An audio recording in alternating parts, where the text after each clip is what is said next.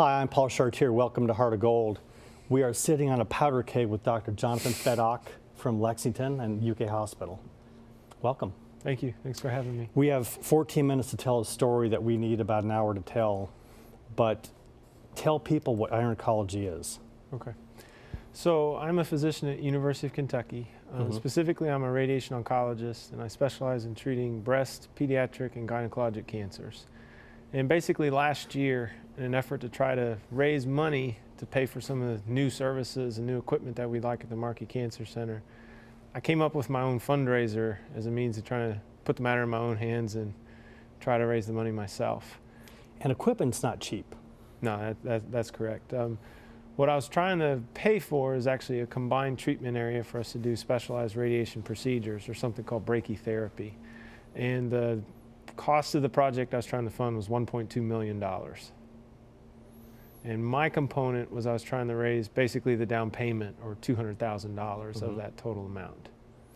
And the way you started doing this was ingenious. So, as I mentioned, I was trying to raise about $200,000. My initial idea was kind of the old way: find someone who's rich and ask them for their money. But rather than take that avenue, we kind of thought maybe the best idea was to try to come up with an event or have some type of concept that people would really want to support. So I am also a triathlete. I compete in long distance, full distance triathlons, sometimes referred to as Ironman triathlons.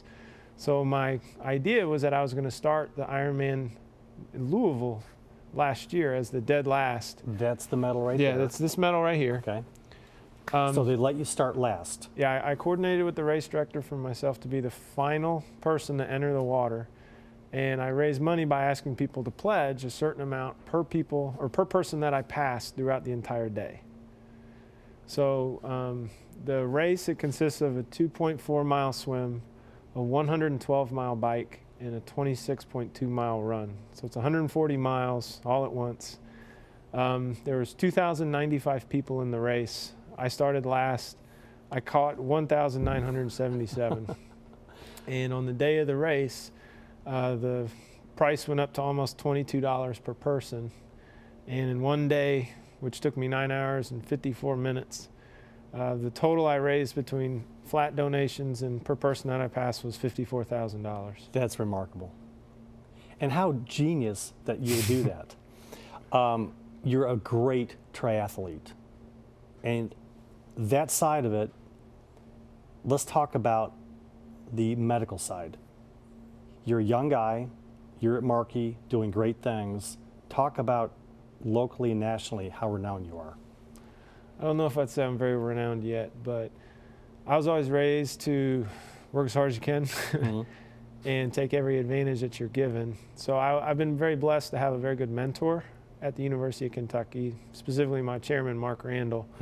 But he helped me get basically networked in certain of the committees nationally. So as I mentioned, I treat gynecologic cancers. I'm actually one of the 10 members of the Radiation Oncology Committee for the Gynecologic Oncology Group, which is the large governing body that generates clinical trials for female cancers. I'm also the head investigator for one of the major trials that's international for treating recurrent endometrial cancer. In addition to that, last year I won the Junior Investigator Award at the Markey Cancer Center as I created a novel concept for treating recurrent breast cancer, which I've written my own clinical trial that's currently open at the university.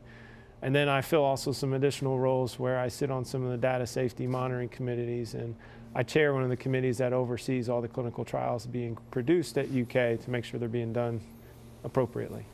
So here's this young doctor who is great at medicine, great family guy, great at triathlons, and you've been doing all this yourself. Now you want to have an event. Yeah, so, you know, the initial idea of Ironcology was really just trying to, it was an idea, combine the fact I was going to do an Ironman triathlon with cancer care. So and it was an Ironman, that's why I called it Ironcology. And that was really just one event, one idea. And probably the more amazing thing that came of that was, here in the beginning I thought it was just about me doing a race, trying to raise some money. But in the whole turnaround of how things actually played out, I really had a good outpouring of support from not only my patients, but a lot of people from the community who really felt inspired that here I'm trying to do something athletics and very health promoting to actually benefit cancer patients. So whereas my idea initially was considered or completely revolved around purchasing equipment for one idea, I really want this to become something more than that. So now what I'm trying to blend Ironcology into is an avenue for promoting cancer awareness, trying to fundraise for better cancer services for the state of Kentucky, but also just promoting kind of the triathlete lifestyle or a healthy living altogether. Eating right, exercising right, and just trying to take as much advantage of the gifts that we're given. So my idea for an event this year, and hopefully this is something that I can coordinate in the next 5 months because I'm shooting for the second week in June right now. But I'd like to create an event where I can get everybody in this town to come.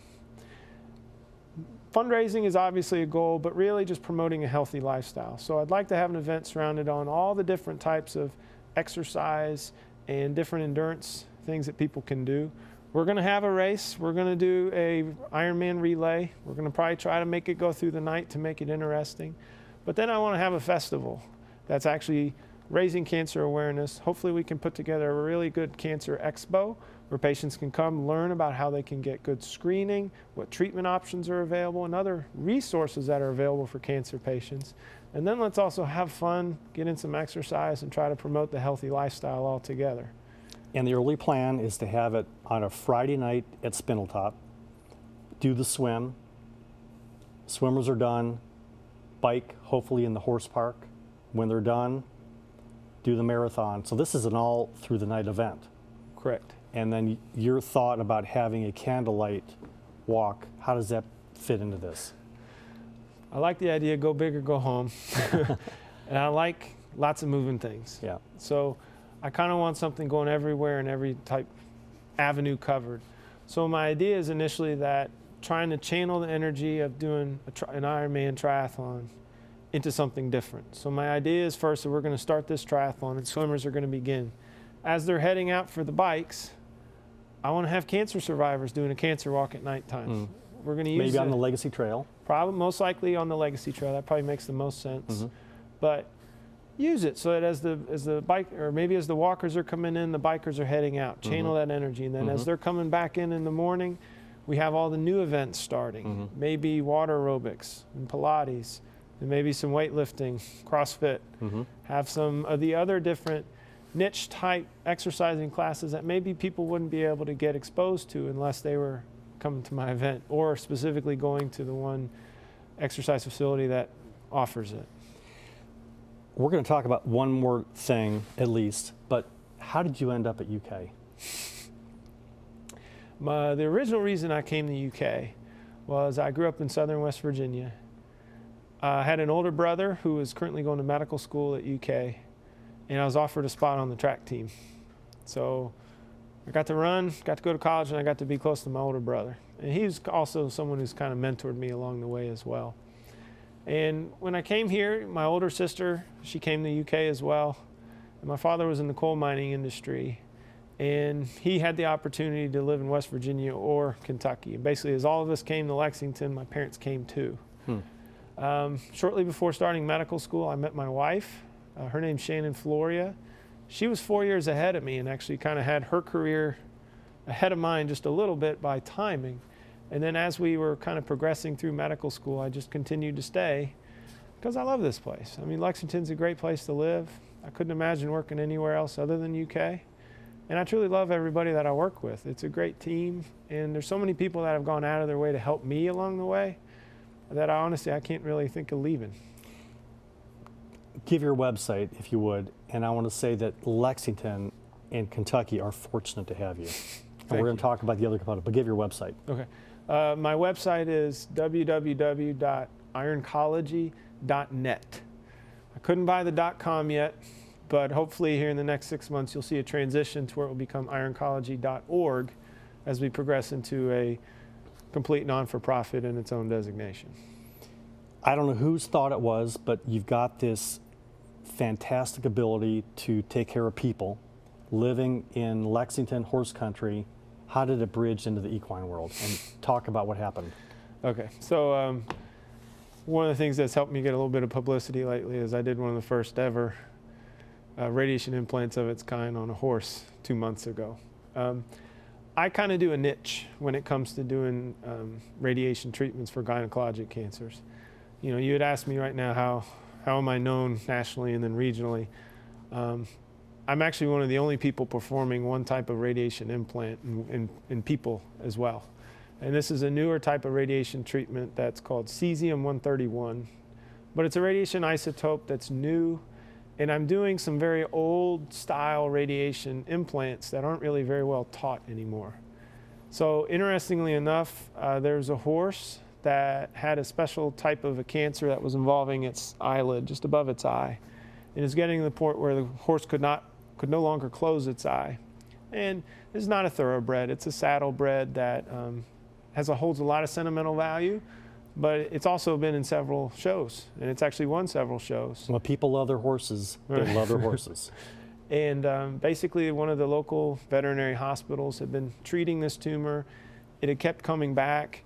They looked into some of the literature and found that, hey, there's some old style of radiation implants that are a possible treatment for this. And when they started looking around who performs them, they found me.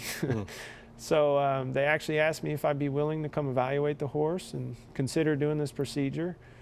It took some hoops to jump through because there's a lot of state and national regulations about radiation isotopes, but I was actually able to coordinate getting this treatment in, so I delivered the first ever cesium-131 implant on a horse the Monday before Thanksgiving. Not to get hopes up, but if this goes well, what scope of cancer could you treat in horses? Well, that may be getting a little ahead of ourselves, but you know, at least in the beginning, I think this horse has responded very well so far. It had some hiccups, but it's responding now. The eye looks like it's healing well. And one of the things that this has also come to at least my realization is that horses get cancer just like humans do. And actually all of our animals get cancer just like we do. And as I've looked, there's actually no treatment options regarding radiation for the state of Kentucky. So again, not getting ahead of ourselves, but I do think it may be a possible avenue in the future that if there proves to be the need, that certainly these are treatment options that we could have available for horses, and maybe this is something that I could help establish moving forward for the state of Kentucky. In the last minute, again, it's remarkable that the path that has gotten you to this point is quite amazing, that you've stayed and that you are becoming a great resource and spokesperson for Central Kentucky. Congratulations. Thank you. Great things are happening. I want to help you with your event. It'll be fun to have. Give your website one more time and then we'll sign off. My website is www.ironcology.net, and please visit the website. It's the only way that this has been successful is to actually have people come, share, like it through Facebook, push it through social media, and actually share the word. You youngsters. I'm Paul Chartier. Thanks for watching, and I'll be right back. This is Heart of Gold.